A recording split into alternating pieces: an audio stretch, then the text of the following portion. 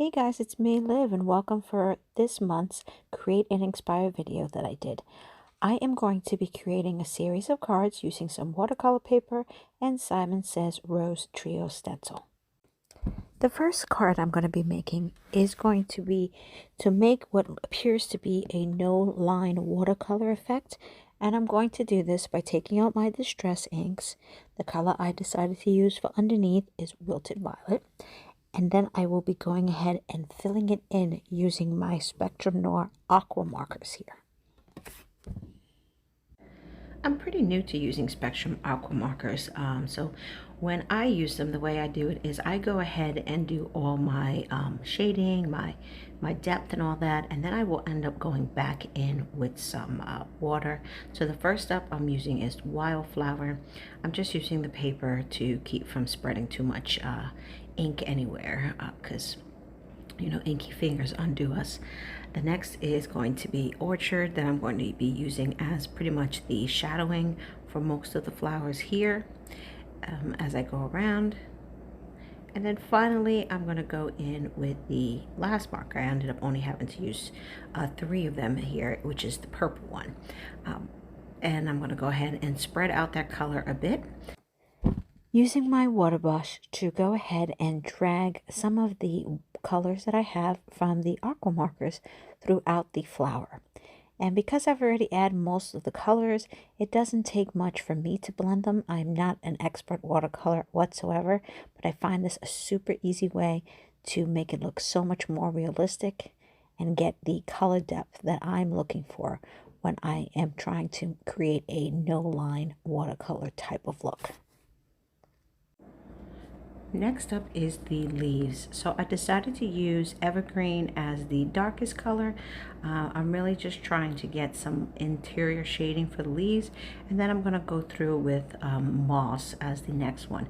And again, I'm going to do the same thing where I pretty much color everything in, and then I go back with my water brush to spread it out. I find that just works easiest for me. And once I've finished doing that, I'm going to move on to the next card using this particular stencil. Using this stencil is going to be super quick and easy. Here is just basically taking that watercolor paper, using some of my Lindy Gang sprays to create that initial outline.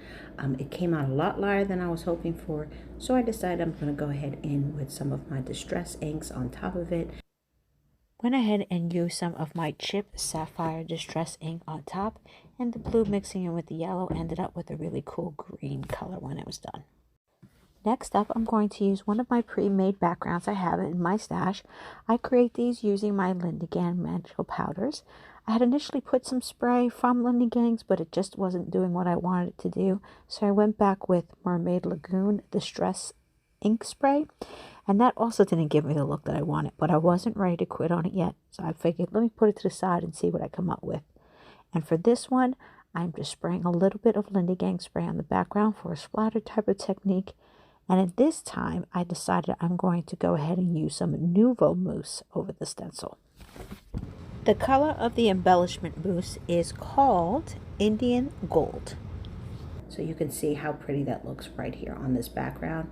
I had made this blue one earlier as a sample, trying out my aqua markers, and I figured I'm going to go ahead and use the stencil again on this particular image because I didn't really love exactly how it came out, but I did want to see if I could salvage it. I was really loving the way that the gold came out. I decided not to re-dip my brush back into the mousse, but use up the rest that I had. This particular background I really didn't like at all, but just by adding this Nuvo mousse here, you're really able to see the lines that came through with the stencil, and it looked so much cooler.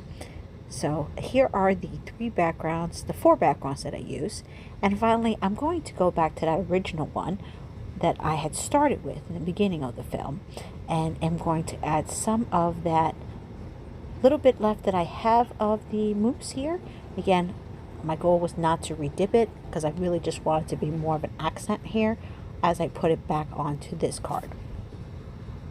Next, I'm just going to go ahead and take out a number of my dies that I have in my stash, get these images all cut out and trimmed up so that I can go ahead and create 5 different cards using this same stencil and a couple of other various techniques underneath it.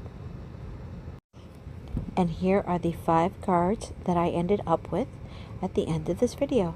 I hope you guys enjoyed, and thank you so much to Create and Inspire for having me. It was a pleasure crafting along with all of you, and have a great night. Take care.